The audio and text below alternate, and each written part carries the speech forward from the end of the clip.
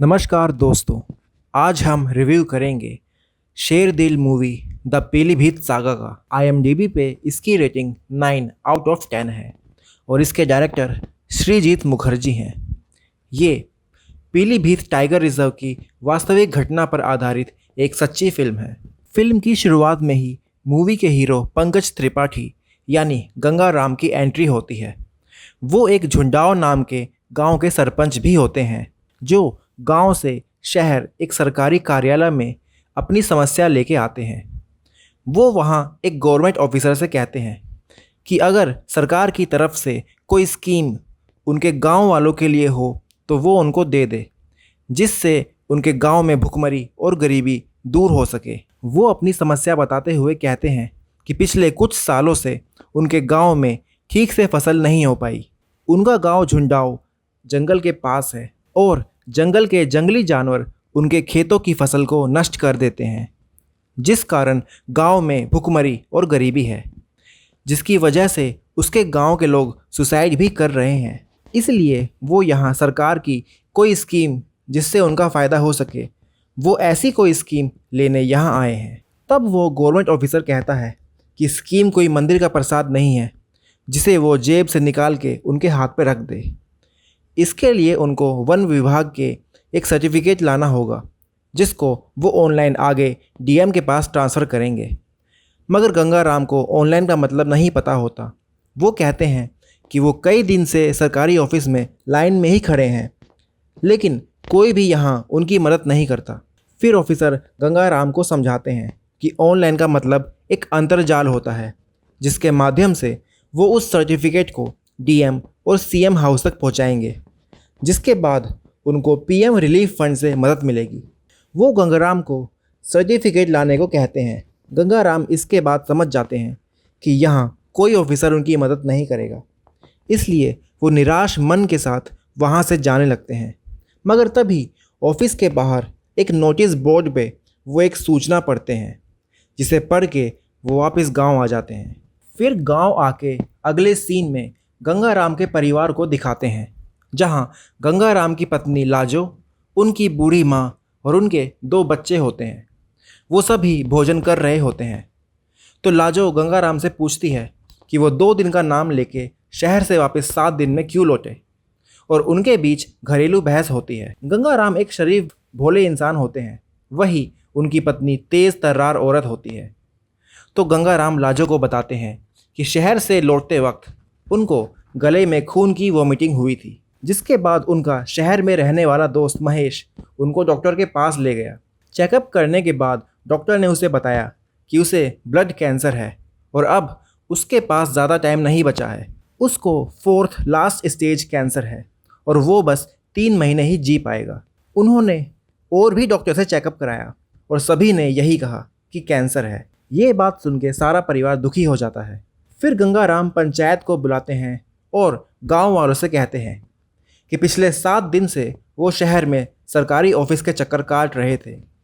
वहाँ उन्होंने हर किसी से मदद मांगी, मगर किसी ने भी उनकी मदद नहीं की। फिर वापस आते टाइम उन्होंने एक नोटिस बोर्ड पे एक सूचना लिखी हुई पढ़ी। उस पे लिखा था कि अगर किसी इंसान को खेत में करते टाइम एक शेर आके मार देता है तो सरकार उसके परिवार को 10 लाख मुआवजे में देगी। फिर एक आदमी ये बात सुन के कहता है कि शेर का शिकार बन के कौन मरेगा। तो गंगाराम कहता है कि क्या तुम मरोगे, तो वो मना कर देता है। इसके बाद गंगाराम जिस किसी से भी पूछते हैं वो सब मना कर देते हैं। तो इसके बाद गंगाराम खुद कहते हैं कि शेर का शिकार वो खुद बनेंगे। अगर गांव की भलाई के लिए उनको अपना बलिदान देना पड़ा तो वो ये बलिदान देंगे। तो वो गांव वालों को अपना प्लान बताते हैं कि मैं जंगल में जाके शेर के पास जाके उसका शिकार बनूंगा। आप लोग बाद में मेरे शरीर के अवशेषों को लाके खेत में डाल देना और वन विभाग को सूचित करके अगले दिन 10 लाख का मुआवजा ले लेना, और उन पैसों की मदद से फिर गांव में कोई दोबारा सुसाइड नहीं करेगा। गंगाराम की ये बात सुन के गाँव के लोग उससे ऐसा करने से मना करते हैं, क्योंकि ये तो खुदकुशी होगी और ये सही नहीं है। मगर गंगाराम गांव की भलाई के लिए अपना बलिदान देने को तैयार थे। वो कहते हैं कि वो एक ऐसे नेता हैं जो लोगों की भलाई के लिए खुद की लाइफ का भी बलिदान दे सकें, ना कि उन नेताओं की तरह जो खुद के फायदे के लिए दूसरों का भी हक खा जाएं।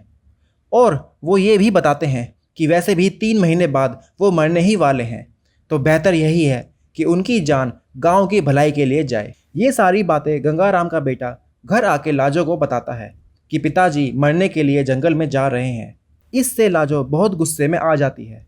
तो बाद में गंगाराम घर आते हैं और उनमें फिर से बहस होती है। लाजो कहती है कि गांव में और भी तो लोग हैं, वो क्यों नहीं बलिदान देते, आप ही ऐसा क्यों कर रहे हो। तो गंगाराम लाजो को समझाता है कि वो 3 महीने में तो मरने ही वाले हैं, तो अगर वो शेर का शिकार हो जाते हैं तो इससे गांव की भलाई होगी। मगर लाजो कुछ भी सुनने को तैयार नहीं होती और वो गंगाराम को कहीं भी जाने से साफ मना कर देती है। फिर पंचायत के 2 बुजुर्ग लोग गंगाराम के पास आते हैं। वो बताते हैं कि गांव के 3 लोगों ने फिर से सुसाइड कर लिया। ये सुन के गंगाराम को बहुत बुरा लगता है। फिर वो दोनों बुजुर्ग गंगाराम के फैसले को मानने को रेडी हो जाते हैं। मगर गंगाराम के सामने शेर से भी बड़ी चुनौती थी उसकी पत्नी, जिसे मनाना बहुत मुश्किल था। इसलिए वो उसको नदी के किनारे ले जाते हैं जहाँ पे वो दोनों पहली बार मिले थे। वहाँ लाजो अपनी भैंसों को चराने आती थी और गंगाराम दूर से बैठ के उसको देखते थे। और तभी से गंगाराम ने यह डिसाइड कर लिया था कि जब तक नहीं बनेगी ये हमारी लुगाई, तब तक नहीं खाएंगे वो भैंस की दूध और मलाई। और फिर लाजो के बाप को मना के गंगाराम ने उससे शादी करी थी। वो ये सारी बात लाजो को याद दिलाते हैं।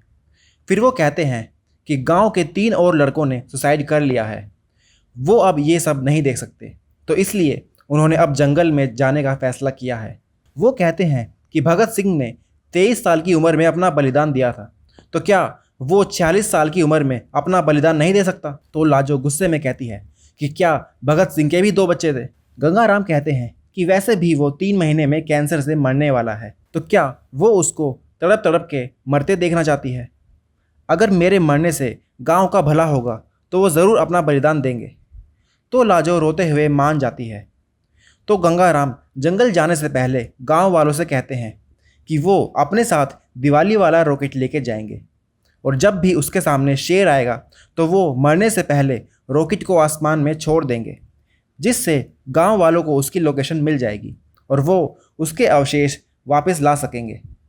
फिर गंगाराम अपने साथ कुछ दिनों का खाना लेके जाते हैं और जंगल की तरफ निकल जाते हैं। वो कई दिन इधर उधर भटकते रहते हैं और शेर को ढूंढते हैं, मगर उसको कहीं भी शेर दिखाई नहीं देता। तो वो निराश हो जाता है, क्योंकि उसके लिए शेर से मरना बहुत ज़रूरी था, नहीं तो सरकार की स्कीम का लाभ उसके गांव वालों को नहीं मिलेगा। फिर एक रात गंगाराम थक के पेड़ पे सोने लगता है और वहाँ गांव में लाजो गंगाराम की याद में रोने लगती है। तो गांव का एक बुजुर्ग लाजो के पास आता है और कहता है शहर से गंगाराम का दोस्त महेश आया है और वो उससे मिलना चाहता है। फिर महेश से उसे पता चलता है कि उसने शहर में किसी भी डॉक्टर से अपना कोई भी चेकअप नहीं कराया और ना ही कोई ब्लड वाली वॉमिटिंग आई थी और ना ही गंगाराम को कैंसर है। वो 7 दिन से बस गवर्नमेंट ऑफिस के चक्कर ही काट रहा था। यानी गंगाराम ने लाजो से जंगल में जाने के लिए कैंसर वाली बात झूठ बोली थी। ये बात सुन के सारे गांव वाले और लाजो शॉक हो जाते हैं और लाजो फिर बेहोश हो जाती है। और फिर वहाँ जंगल में जहाँ गंगाराम पेड़ पे सो रहा होता है, वहाँ अचानक से गंगाराम की नींद खुलती है और वो देखता है कि पेड़ पे एक ब्लैक पैंथर आ जाता है, जिसे देख के गंगाराम डर के वहाँ से भागने लगता है। फिर गंगाराम अपनी जान बचा के भाग रहा होता है तो उसका पैर एक फंदे में फंस जाता है और वो अचानक से ऊपर लटक जाता है। फिर तभी एक आदमी वहाँ बंदूक लेके आता है और वो ब्लैक पैंथर पे गोली चलाता है, मगर पैंथर वहाँ से भाग जाता है और यहीं पे मूवी का इंटरवल हो जाता है। बाद में दिखाते हैं लाजो गुस्से में घर पे होती है। वहाँ गांव के लोग भी होते हैं। लाजो गुस्से में उनसे कहती है कि तुम लोगों ने जानबूझ के गंगाराम को मौत के मुंह में धकेल दिया। तो गांव के लोग कहते हैं कि वो सब कल पुलिस स्टेशन जाएंगे और गंगाराम को ढूंढने के लिए अर्जी देंगे। फिर गंगाराम उस आदमी से पूछता है कि वो कौन है और जंगल में क्या कर रहा है। तो वो आदमी बताता है कि वो एक पोचर मतलब शिकारी है और उसका नाम जिम अहमद है। वो जंगल में शेर का शिकार करता है, उसके खून, हड्डी, खाल, दांत को बेचने के लिए, क्योंकि इन सब की इंटरनेशनल मार्केट में बहुत अच्छी कीमत मिलती है। फिर गंगाराम जिम को अपनी कहानी बताता है कि वो जंगल क्यों आया। उसकी कहानी सुन के जिम शॉक हो जाता है कि आज के ज़माने में भी ऐसे लोग हैं जो दूसरों के लिए अपनी जान दे सकते हैं। वो कहता है कि नेता को आपके जैसा ही होना चाहिए। फिर वो दोनों मिलके शेर को ढूंढने लगते हैं। गंगाराम जिम से एक रिक्वेस्ट करता है कि अगर उनको शेर दिख जाए तो सबसे पहले वो शेर का शिकार बन के अपनी जान देगा। उसके बाद ही जिम शेर को गोली मार के बंदूक चलाए। तो जिम गंगाराम की रिक्वेस्ट मान लेता है। फिर वो दोनों जंगल में फिर से शेर को ढूंढने लगते हैं। वहाँ गांव के लोग और लाजो पुलिस स्टेशन जाते हैं। वो बताते हैं कि उनके गांव में शेर ने सारी फसल बर्बाद कर रखी है। तो गंगाराम खाने की तलाश में जंगल गए थे, मगर उनको गए 7 दिन से ज़्यादा हो गए हैं, अभी तक उनका कोई पता नहीं चला है। तो वो गंगाराम को ढूंढने की अर्जी देने यहाँ आए हैं। पुलिस पहले तो कहती है कि जंगल एक टाइगर रिजर्व एरिया है, वहाँ इंसान का जाना गैर कानूनी है। तो लाजो कहती है कि गंगाराम को ये सब नहीं पता था। तो पुलिस उन्हें गंगाराम को ढूंढने का आश्वासन देती है। फिर जंगल में गंगाराम और जिम खाना खा रहे होते हैं। तो पहली बार गंगाराम भूख की वजह से नॉन वेज खाता है। यहाँ जिम गंगाराम से पूछता है कि उसका भगवान के साथ कैसा रिश्ता है। तो फ्लैशबैक में गंगाराम सोचता है कि वो जंगल जाने से पहले भगवान का आशीर्वाद लेता है। एक पुजारी गंगाराम को पहले जुग जुग जियो का आशीर्वाद देता है।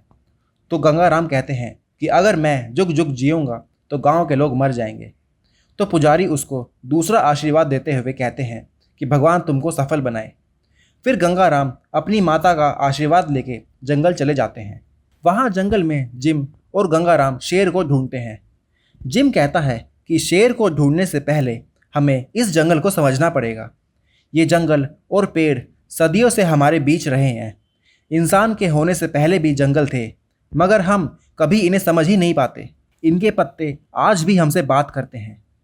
शेर को पकड़ने के लिए जंगल के सन्नाटे को भी समझना पड़ता है। फिर पुलिस वालों को पता चलता है कि इस टाइम जंगल में फेमस शिकारी जिम अहमद भी आया हुआ है, तो वो इस बार उसको बच के नहीं जाने देंगे। फिर आगे जिम और गंगाराम को जंगल में एक शेर के पैरों के निशान और उसका मल मिलता है, जिसे देख के जिम बताता है कि ये T22 बाघ के निशान हैं।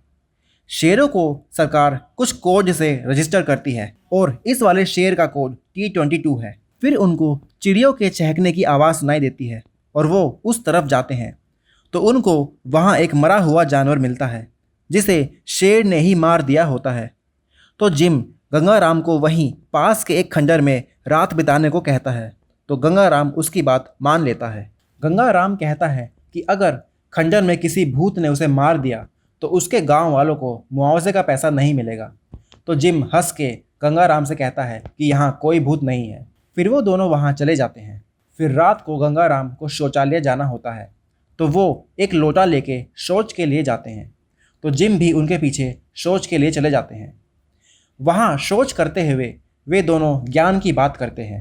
जिम कहते हैं कि उनके धर्म अलग अलग हैं। उनके धर्म उनको बताते हैं कि उनको क्या खाना चाहिए और क्या नहीं, लेकिन सब कुछ अंत में जाके टट्टी ही बन जाते हैं, जिसमें ना तो किसी धर्म का भेदभाव होता है और ना ही किसी जाति का। सबकी एक जैसी ही टट्टी होती है और बाद में मरने के बाद हमारी राख किसी टट्टी में मिला के खेत के लिए खाद बन जाती है। तो गंगाराम कहते हैं कि शौच करते समय इससे ज़्यादा गंभीर बात उन्होंने आज तक नहीं सुनी। वो जिम को इस ज्ञान पे एक पुस्तक लिखने को कहते हैं, जिससे बच्चों को ज्ञान मिलेगा। फिर सुबह नदी के किनारे गंगाराम एक लंगूर को उसके बच्चे के साथ देखते हैं। तो ये देख के उसे उसकी माँ की याद आती है। वो जंगल जाने से पहले अपनी माँ से मिला था। तो वो कहती है कि उसकी जगह वो जंगल में चली जाएगी शेर का शिकार बनने के लिए। वैसे भी अब उसकी उम्र हो गई है। तो गंगाराम उससे कहता है कि अगर वो जंगल में गई तो कोई भी इस बात पे यकीन नहीं करेगा कि वो इस उम्र में भी खेत में काम करने जाती है। फिर गंगाराम और जिम वापस जंगल में शेर को ढूंढने के लिए जाते हैं और इस बार उन्हें एक शेर मिल जाता है। शेर को देख के गंगाराम बहुत खुश होता है। वो जिम से कहता है कि उसके मरने के बाद वो उसकी मूर्ति पे माला चढ़ाने गांव आए और वो जिम को रॉकेट भी देता है ताकि गांव वाले बाद में यहाँ आ सकें। फिर जिम गंगाराम से कहता है कि ये शेर आदमखोर नहीं है और इसे देख के लगता है कि इसका पेट भरा हुआ है, तो ये मुश्किल ही अटैक करेगा। मगर गंगाराम जिम की बात पे ध्यान नहीं देता। वो शेर के सामने जाके विनती करने लगता है कि T-22 भाई, आप मुझ पे अटैक कर दो और मेरे गांव का भला कर दो। तो शेर गंगाराम पे अटैक नहीं करता, वो वहाँ से जाने लगता है। तो गंगाराम उसे रोकने की कोशिश करता है। पीछे से जिम गंगाराम को हट जाने को कहता है ताकि वो शेर को गोली मार के उसका शिकार कर सके। मगर गंगाराम बीच से नहीं हट, वो शेर को गुस्सा दिलाने की कोशिश करते हैं। तभी पीछे से गोली चलने की आवाज़ आती है। तो ये गोली जिम की नहीं बल्कि पुलिस की होती है। पुलिस की एक टीम पीछे से जिम और गंगाराम का पीछा करने लगती है। तो पुलिस को देख के गंगाराम और जिम भागने लगते हैं। पुलिस की गोली जिम को लग जाती है और वो मर जाता है और पुलिस गंगाराम को भी एक पोचर समझ के पकड़ लेती है। फिर अगले सीन में कोर्ट दिखाया जाता है। गंगाराम पे जंगल में शिकार करने के जुर्म में वाइल्ड लाइफ एक्ट की धाराओं के तहत केस शुरू हो जाता है। तो गंगाराम जज को बताते हैं कि उसने कोई शेर का शिकार नहीं किया, उल्टा वो तो शेर का शिकार बनने के लिए जंगल गया था।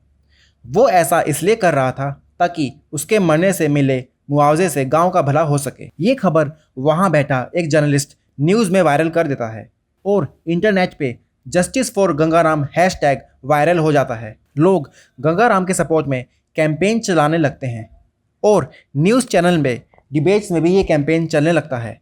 फिर कुछ दिन बाद कोर्ट में फैसले का दिन आता है। तो फैसला सुनाने से पहले जज गंगाराम को कुछ कहने की इजाज़त देता है। तो गंगाराम अपना दुख व्यक्त करते हुए कहता है कि जैसे जानवरों के संरक्षण के लिए सरकार ने टाइगर रिजर्व बनाया है, ऐसे ही हम गरीब लोगों के संरक्षण के लिए सरकार उनके लिए एक प्रोटेक्टेड एरिया बनाए जहाँ पे लोग आएंगे और हमें देखेंगे। हम उनके लिए बंदरों की तरह उछल कूद करेंगे, भालू की तरह नाचेंगे भी। हम भी जानवरों की तरह कपड़े नहीं पहनेंगे। वो लोग चाहें तो हमारी तस्वीर भी ले सकते हैं। ऐसा करने से कम हमारी भूख तो मिटेगी और लोगों का मनोरंजन भी होगा, क्योंकि गरीब की मदद कोई नहीं करता। तो इससे अच्छा है कि हमें भी जानवर ही बना दिया जाए। फिर ये सुन के जज और सब लोग इमोशनल हो जाते हैं। जज गंगाराम पे लगे आरोप खारिज करते हैं और फैसला सुनाते हैं कि जल्दी ही सरकार उनके गांव के लिए कोई स्कीम भेजेगी। ये सुन के सब लोग खुश हो जाते हैं। इस केस के बाद गंगाराम काफ़ी फेमस हो जाते हैं और टीवी एड्स वाले उनको च्यवनप्राश एड बनाने के लिए बुलाते हैं। उनकी एक किताब 10 Days to Freedom भी पब्लिश होती है। उनको महंगे होटल्स और रेस्टोरेंट्स में खाने पे बुलाया जाता है। यहाँ पे गंगाराम एक बात कहते हैं कि ये अमीर लोग जितना खाना प्लेट में झूठा छोड़ देते हैं, इतने में हमारा सारे गांव का पेट भर जाएगा। फिर एक बिजनेसमैन गंगाराम के साथ एक गाड़ी में जा रहे होते हैं। वो जंगल को एक टूरिस्ट पार्क, कैफ़े और म्यूज़ियम बनाने को कहता है। यहाँ पता चलता है कि सरकार की तरफ से कोई भी योजना उनके गांव वालों को नहीं मिलती। फिर गंगाराम रास्ते में टॉयलेट करने के लिए उतर जाते हैं और जंगल में जाते हैं, जहाँ पे पीछे से एक शेर गंगाराम पे हमला कर देता है।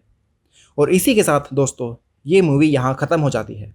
तो इस तरह इस मूवी में गरीबी, नेचर और जानवरों के दर्द को दिखाया गया है। तो दोस्तों अगर आपको ये एक्सप्लेनेशन अच्छा लगा तो इस वीडियो को लाइक करें, शेयर करें और चैनल को सब्सक्राइब करें।